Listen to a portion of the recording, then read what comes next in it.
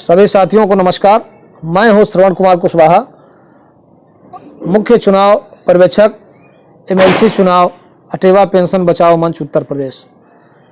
आप सभी साथियों को जानकारी देना चाहता हूं कि जितने भी प्रत्याशी पेंशन विहीन सेवारत मैदान में उतरे थे, जिनका सपोर्ट हम लोगों के द्वारा किया जा रहा है, उन सभी का पर्चा वैध पाया गया है और इसके लिए सभी प्रत्याशियों को, सभी पेंशन विहीन साथियों को, सभी शिक्षकों को, सभी कर्मचारियों को हमारे तरफ से बहुत बहुत बधाई।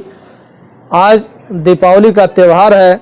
इस दीपावली के त्यौहार पर भी आप सभी को, पूरे प्रदेश के सभी लोगों को, देश के सभी लोगों को हमारी तरफ से, अटेवा पेंशन बचाओ मंच की तरफ से, हमारे परिवार की तरफ से हार्दिक शुभकामनाएं एवं बधाई। दीपावली का पर्व आप बहुत ही सावधानी पूर्वक मनाएं, पटाखे कम से कम जलाएं, क्योंकि प्रदूषण की समस्या पूरे देश में बनी हुई है और इस प्रदूषण को न तो कोई सरकार कम कर सकती है और न ही कोई तंत्र कम कर सकता है।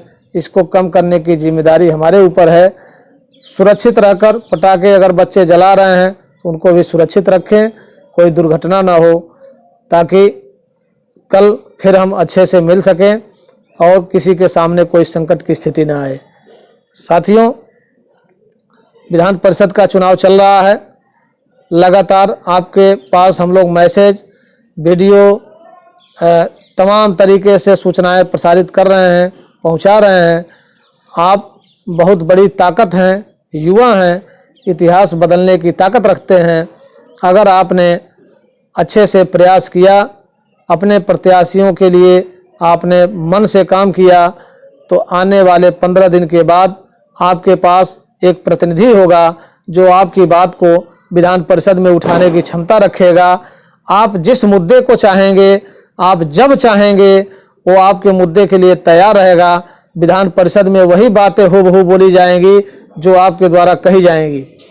उसमें सोचने विचारने का 1% का कोई मतलब नहीं है। चाहे वो हमारे बेसिक के साथियों की समस्या हो, कर्मचारियों की समस्या हो, या माध्यमिक के शिक्षकों की समस्या हो, डिग्री कॉलेज के शिक्षकों की समस्या हो, या वित्तविहीन साथियों की समस्या हो, या जो मदरसा या अल्पसंख्यक विद्यालय हैं उनकी समस्या हो।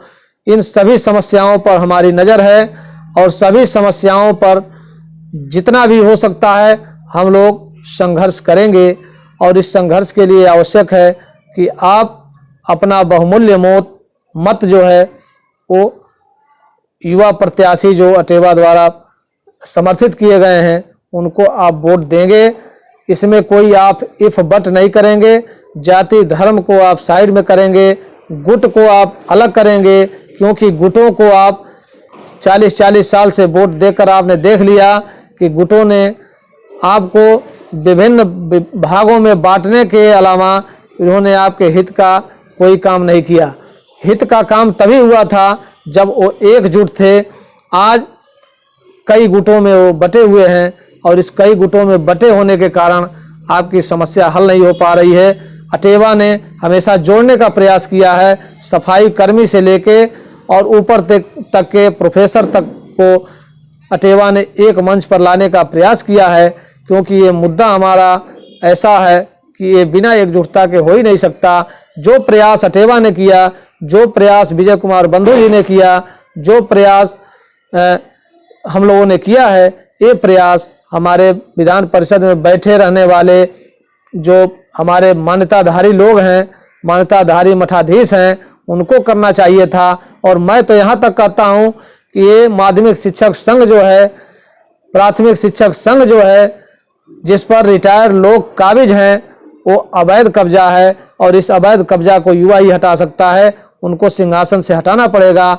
ये संगठन माध्यमिक शिक्षक का जो संगठन है, ये कार्यरत शिक्षकों का संगठन है, न कि रिटायर्ड शिक्षकों का। और रिटायर्ड शिक्षकों को ससम्मान उस पद को खाली कर देना चाहिए। जो शिक्षक आज सेवा में हैं, जो कार्यरत हैं, उनको उनके मुखिया बनाना चाहिए, अध्यक्ष के पद पर बैठाना चाहिए। हम लोगों को चुनाव से कोई लेना देना नहीं था, लेकिन जब इन लोगों ने स्वयं मैदान में उतरने का फैसला कर लिया, तब ये जरूरी हो गया था कि इनको करारा जवाब दिया जाए। और ये नारा दिया है बंधु जी ने कि सेवारत बनाम सेवानिवृत्त। आपको तय करना है कि आप सेवानिवृत्त के साथ हैं या सेवारत पेंशन विहीन के साथ हैं। इसी के साथ अपनी बात समाप्त करता हूं। जय युवा, जय टेवा, पुरानी पेंशन जिंदाबाद।